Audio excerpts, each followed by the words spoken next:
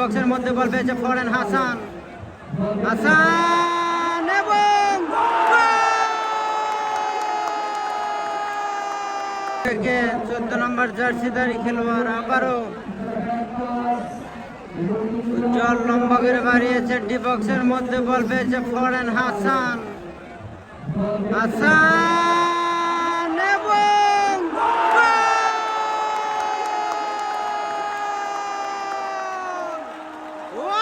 গোলাপ সোলার দিবিলিয়ান। এই মুহূর্তে কিন্তু 2-2 সমতা।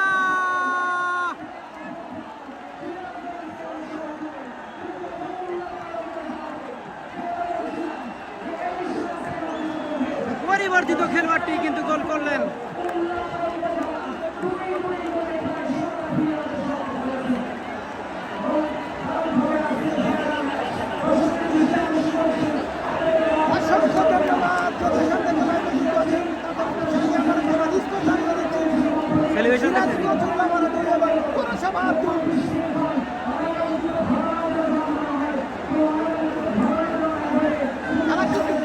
উত্তেজনা